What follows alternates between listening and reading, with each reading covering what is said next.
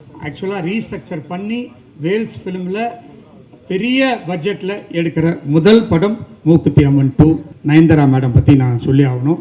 அவங்க கிட்டத்தட்ட ஒரு மாதமாகவே விரதத்தில் இருக்காங்க. கம்பெனி ஆர்டிஸ்ட் மாதிரி வேல்ஸ் ஃபிலிம்னாலே அவர் இருப்பார். அவர் இல்லைன்னா வேல்ஸ் ஃபிலிம் இல்லை, வேல்ஸ் ஃபிலிம் இல்லைன்னா யோகி பாபு இல்லை. இப்போ ரீசெண்டாக விடாமுயற்சியில் கலக்குன்னு கலக்குனாங்க மேடம். இந்த படத்துலேயும் அதை விட ஒரு பயங்கரமான அதில் போட்டு அஜித் சாரெல்லாம் பின்னி எடுத்திருப்பாங்க. பட் இந்த படத்துலேயும் இவங்க வேற ஒரு லெவலில் கேரக்டரு. சுந்தர் சிங்கர் பேர் இருந்தால் மேக்ஸிமம் படத்தில் சமீப காலத்தில் இந்த பேர் இல்லாமல் இருக்காது. நகைச்சுவையில் அனைவரையும் சந்தோஷப்படுத்துகிற எனது அன்புக்குரிய தம்பி யோகி பாபு. மூக்குத்தி அம்மன் 2 இது ஐசிரி சாரோட விஷன். நாங்கள் கனவு காண்றது ஒரு டைரக்டராக, ஒரு எழுத்தாளராக, எங்களுக்கெல்லாம் கனவுகள் நிறைய ஒரு பிரம்மாண்டம்லாம் வரும். ஆனால் அதை நிறைவேற்றி காட்டுறதுக்கு ஒரு பின்னாடி மிகப்பெரிய சக்தி தேவை. அந்த சக்தி தான் எங்களுக்கு வேல்ஸ் இன்டர்நேஷ்னல் மூலமாக ஐசிரி சார் கிடைச்சார். ஆக்சுவலாக அந்த படத்தோட நாங்கள் ஆரம்பிக்கும் போது பார்த்திங்கன்னா லைட்டாக தான் ஆரம்பித்தோம். ஆனால் இப்போ ஸ்கிரிப்ட் அமைய பார்த்திங்கன்னா அது ஒரு மிகப்பெரிய படமாக இது வரைக்கும் என் கேரியரில் நான் பண்ண மிகப்பெரிய படமாக அமைஞ்சது. ஹோப்ஃபுல்லி இந்தியாவின் மிகப்பெரிய படங்களில் ஒன்றாக இது அமையுங்கிற நம்பிக்கை எங்களுக்கு இருக்குது. ஸோ கற்பனை பண்ணுறது ஈஸி, ஆனால் அதுக்கான பட்ஜெட் அது வரும்போது நாங்களே யோசிச்சோம். ஐசிரி சார்ட்ட தயங்கி தான் அந்த லைனை பேசினாலும் பார்த்தீங்கன்னா எங்களோட டபுள் மடங்கு அவரோட உற்சாகத்துக்கு இந்த பூஜையை பார்த்தாலும் உங்களுக்கு ஒரு ஐடியா தெரியும். எங்களோட 2 மடங்கு இந்த படத்தில் ஆர்வமாகி நாங்கள் நினச்சதை விட பெருசாக நீங்கள் பண்ணணுன்ட்டு எல்லா வகையிலையும் ஊக்கம் கொடுத்த ஐசிரி சாருக்கு என்னுடைய மனமார்ந்த நன்றியை தெரிவிச்சுக்கிறேன். அப்புறம் இந்த படத்தோட ஸ்டார் காஸ்ட், டெக்னீஷியன் க்ரூ எல்லாமே பார்த்திங்கன்னா எங்களோட ஃபஸ்ட் சாய்ஸாக நான் யார் நினச்சோம் எல்லாமே பை காட்ஸ் கிரேஸ் எல்லாமே அவங்க கிடச்சாங்க. ஸோ இப்போது இந்த படத்தோட ஸ்டார் காஸ்ட் உங்கள் முன்னாடி அறிமுகப்படுத்துறதுல எனக்கு ரொம்ப சந்தோஷம்.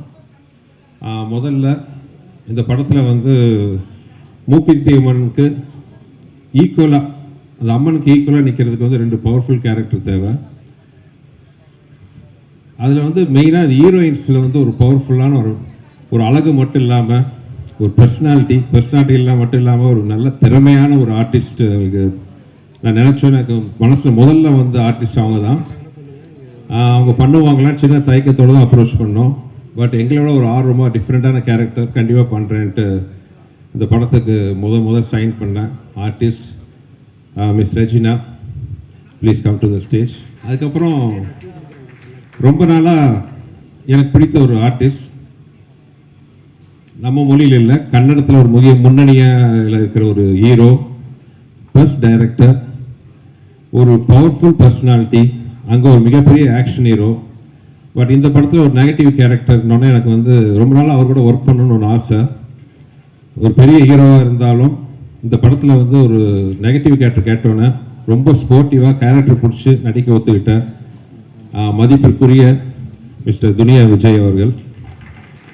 கன்னடத்தில் ஒரு முன்னாடியே ஹீரோவாக இருக்கிறவர் முதலாக மூக்குத்தி அம்மன் 2 மூலமாக தமிழ் படத்தில் என்ட்ரி ஆகிறாரு. அவருக்கு தமிழ் சினி இண்டஸ்ட்ரி சார்பாக எனது அன்பான வரவேற்பு.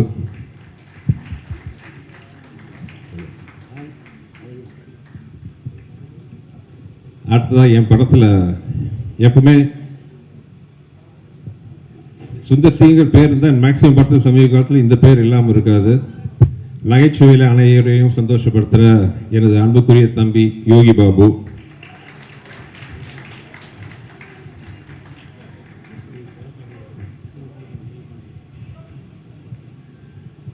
என்னுடைய ராசியான ஒரு வில்லன். அரண்மனை 4ல் டைரக்ட் பண்ணி நடித்த என்னை விட அதிகமாக கஷ்டப்பட்டு சண்டை போட்டு உடம்பெல்லாம் காயம் ஏற்படுத்தினாலும் முகத்தை சொல்லிக்காமல் நடித்து ஒரு பெரிய வெற்றியில் எனக்கு உறுதுணையாக இருந்த திரு கண்டா ராம் அவர்கள் என்னுடைய உதவியாளராக இருந்து இன்றைக்கி ஒரு முன்னணி காமெடி நடிகராக உயர்ந்து, அது மட்டும் இல்லாமல் ஒரு பயங்கர கேரக்டர் ஆர்டிஸ்டாக வில்லனாக நடித்து கலக்கிட்டு அன்புக்குரிய தம்பி சிங்கம்புலி. அப்புறம் டெக்னீஷியனாக பார்த்தீங்கன்னா கடந்த 15 வருஷமாக என்னோட வெற்றியிலும் என் உழைப்பிலும் சரிபாதி பங்கு வைத்து கொண்டிருக்கும் இந்த படத்தில் கதை திரைக்கதையில் இணை பங்காற்றி வசனகர்த்தாவும் நடிகராகவும் இருக்கிற என் அன்பு தம்பி வெங்கட், என் வெற்றியில் நிறையா பங்கு வகித்த ஒரு அழகான கலர்ஃபுல் ஒளிப்பதிவு ஓவியர்னு சொல்லலாம் அன்புக்குரிய கோபி அமர்நாத். அப்புறம் எல்லா காலத்துலேயும் எப்பவுமே நான் இருந்தால் கண்டிப்பாக இவர் கூட இருப்பார் என் அன்பு நண்பர் விஸ்வநாத்.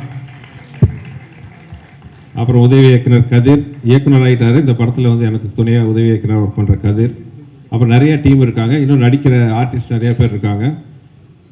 வந்தவர்கள் யாராவது விட்டுருக்கு நான் இங்கே இருக்கிறவங்க அபிநயா, அப்புறம் திரு இனியா அவர்கள் ஒரு சிறந்த நடிகர், வெற்றி படங்களில் பல பங்கு பெற்ற திரு அஜய் கோஷ் அவர்கள், அண்ட் மைனா நந்தினி. மைனா நந்தினி எப்பவுமே லாஸ்ட் மினிட்ல தான் என் படத்தில் நடிக்க வருவாங்க. ஸோ அந்த மாதிரி இந்த படத்தில் கொஞ்சம் அட்வான்ஸாகவே சொல்லிட்டோம். அப்புறம் மதகஜராஜா படத்தில் நகைச்சுவையில் கலக்கின திரு சுவாமிநாதன் அவர்கள், வருகை தந்திருக்கும் மதிப்பிற்குரிய அமைச்சர் அவர்கள் தலைவர் முருகன் அவர்களுக்கு பணிவான வணக்கம், வருக வருக என வரவேற்கிறேன். ஸோ இது போக இன்னும் ஸ்டார் காஸ்ட் நிறையா இருக்குது, டெக்னீஷியன் டீம் நிறையா இருக்காங்க. ஹிப்ஹாப் தமிழாவோட இசையோட வேல்ஸ் ப்ரொடக்ஷனோட பிரமாண்ட தயாரிப்பில் ஐசி சார் என் கூட கலந்துக்கிட்டால் வில் பி ஹாப்பி. ஸோ அந்த பிரமாண்டமான படத்தை நாங்கள் நினச்ச மாதிரி பண்ணுறதுக்கு எல்லா வித ஊக்கமும் உத்வேகமும் அளிக்கிற ஐசி சாருக்கு நன்றி சொல்லிக்கிறேன். இதுதான் வந்து மூக்குத்தி அம்மனோட core team, Mookuthi Amman 2ஓட core team. உங்கள் எல்லாத்தோட நல்வாழ்த்துக்களோட இன்று எங்கள் பயணம் இனிதே ஆரம்பிக்கிறது. நன்றி.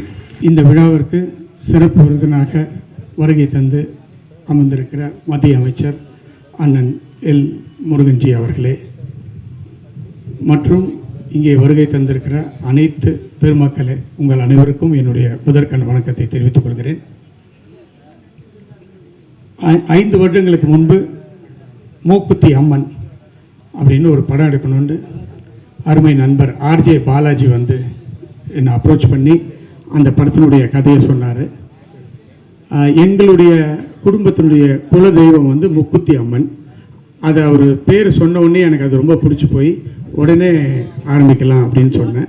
அப்போ அம்மனா நடிக்கிறதுக்கு யாரை கூப்பிடலாம் அப்படின்னு முடிவு பண்ணும்போது த ஒன் அண்ட் ஒன்லி ஒரே சாய்ஸ் சொன்னது நயன்தாரா அவர்கள். உடனே அவர் அப்ரோச் பண்ணோம், அவங்களும் உடனே அதுக்கு ஒத்துக்கிட்டு வந்து மூக்குத்தி அம்மனாவே அந்த படத்தில் வாழ்ந்தாங்க. அந்த படம் மக்களிடையே பெரிய எதிர்பார்ப்பு கொடுத்துச்சு. அந்த படம் அடுத்து ஒரு 5 வருடங்கள் ஆயிடுச்சு. அதுக்கப்புறம் நானும் அம்மன் படம் ஏதாவது வரும் அப்படின்னு பார்த்துட்டு இருந்தேன், வர மாதிரி இல்லை.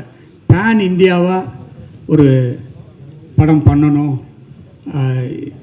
அம்மன் படம் எதுவுமே வரல, இங்கே இந்தியாலேயும் வரல, எதுலேயுமே வரல.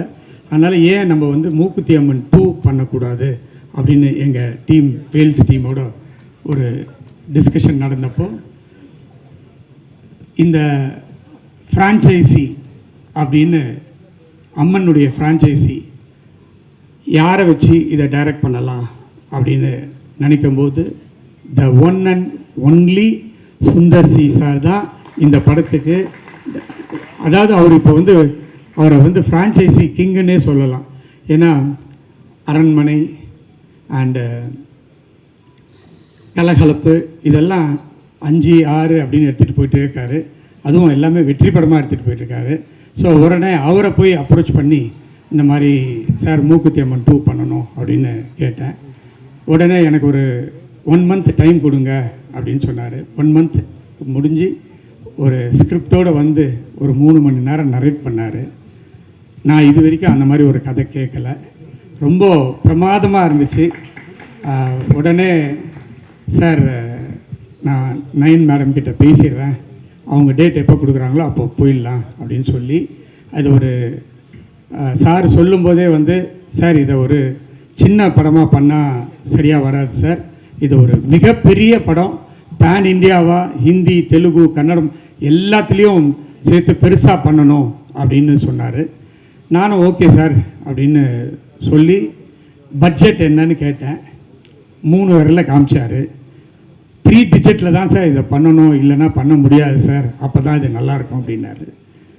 அவர் மேலே எனக்கு ரொம்ப நம்பிக்கை இருக்குது. நிச்சயமாக ஒரு நல்ல படத்தை கொடுப்பாரு, ஒரு பேன் இண்டியா படம் வரும் அப்படின்னு.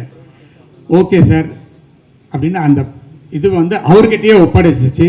ஸோ இந்த ஃபுல் படத்தையும் அவரே தான் தயாரிக்கிறாரு. ஸோ நான் வந்து ஒரு பேர் மட்டும்தான்.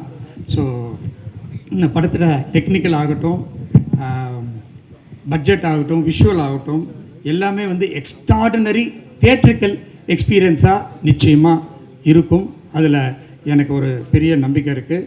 இந்த படம் வந்து பூஜை இந்த அளவுக்கு பண்ணியிருக்கோம். நிச்சயமாக படத்தை இதோட பெருசாக பண்ணுவோம். ரிலீஸை அதுக்கு மேலே பேன் இண்டியாவில் வேர்ல்டு வைடு பண்ணுறதுக்கு எல்லா வேலையும் பண்ணிகிட்ருக்கோம். முக்கியமாக இந்த படத்தில் வந்து நயன்தாரா மேடம் பற்றி நான் சொல்லி ஆகணும். அவங்க கிட்டத்தட்ட 1 மாதமாகவே விரதத்தில் இருக்காங்க. அம்மா நான் நடிக்கணும் அப்படின்னு. அதே மாதிரி தான் அவங்க வந்து மூக்குத்தி அம்மன் 1க்கும் அந்த மாதிரி தான் விரதம் இருந்து நடித்தாங்க.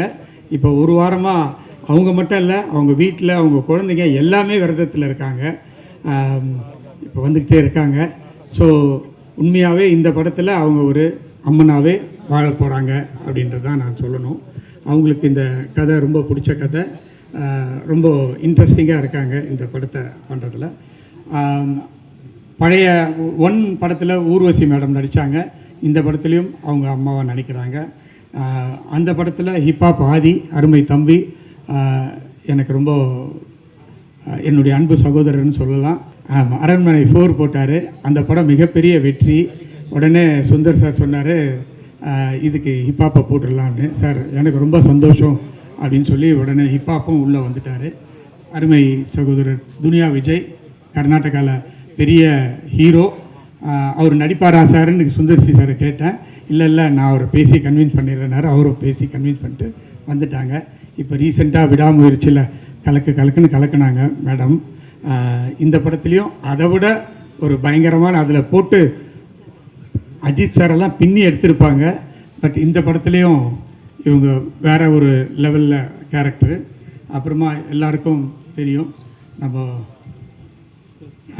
இவர் இல்லாத படமே இல்லை.